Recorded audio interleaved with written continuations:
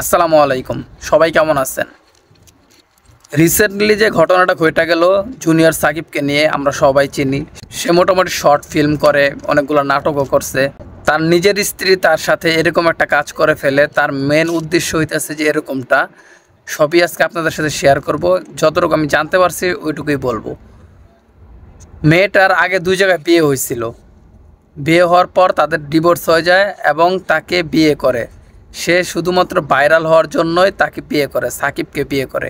Junior Shakib চাইছিল যে সে নতুনভাবে সংসার করবে।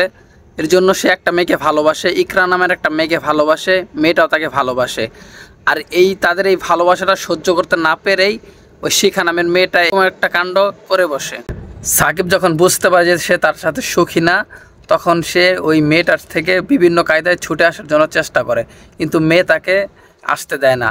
এরকমভাবেই ঘটনার দিন সকালবেলা ভোর 4টার দিক দিয়ে তার ওয়াইফ শিখা সে তাকে বিয়ার খাওয়ায় এবং বিয়ারের সাথে বিভিন্ন কী ঘুমের ওষুধ তাকে মিক্স করার পর তাকে খাওয়ায়। সে অজ্ঞান হয়ে যায় এবং তখনই তার গোপন অঙ্গটা কেটে ফেলে। তখন তার হুঁশ হয়, সে ওই অবস্থায় দৌড়ে হসপিটালে যায়। আর তার যে বন্ধুবান্ধবগুলো ছিল 999-এ ফোন করে ঘটনাস্থলে তার বাকি অংশটুকু সহকারে ওই মেয়েটাকে গ্রেফতার করে পুলিশ। বাকি অংশটুকু নিয়ে সে ডক্টরখানায় যায়। জয়েন্টে রগের সাথে রগ সেটা সেলাই করার চেষ্টা করে। এখন ডক্টর বলছে যে 1 সপ্তাহের মধ্যে মোটামুটি ঠিক হবে। যদি 1 সপ্তাহের মধ্যে ঠিক না হয় তাহলে 1 মাস দেখতে বলছে, এবং 1 মাসের মধ্যে যদি ঠিক না হয় তাহলে এটা কখনোভাবে সম্ভব না।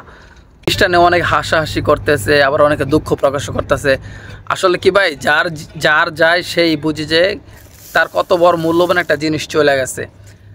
আমরা ছোটোবেলায় যখন আমাদের সামান্য অংশ চামড়াটুকু কাটা হয়, এটা ইসলামিক শরিয়ত মোতাবেক সমস্ত ইসলামিক ছেলেদের জিনিসটা কাটা হয়, চামড়াটুকু কাটা হয়, তখন আমরা বুঝতে পারি যে ব্যথা কতটুকু।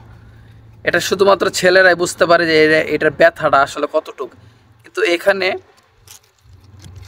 অর্ধেকটার বেশি কেটে ফেলছে, তাহলে বোঝা যাইতেছে যে তার কতটা কষ্ট হইতেছে। সবারই উচিত জিনিসটা নিয়ে কোনো রকম হাসি তামাশা না করে দুঃখ প্রকাশ করাটা উচিত। জিনিসটা কতটা অন্যায় হয়েছে, অবিচার হয়েছে। তো আমরা সবাই চাই জিনিসটা যেন সুন্দরভাবে আগের মতো সে গড়ে ওঠে, সে যেন আবার আগের মতো জীবনযাপন করতে পারে। সবাই তার জন্য দোয়া করবেন। আল্লাহ হাফেজ।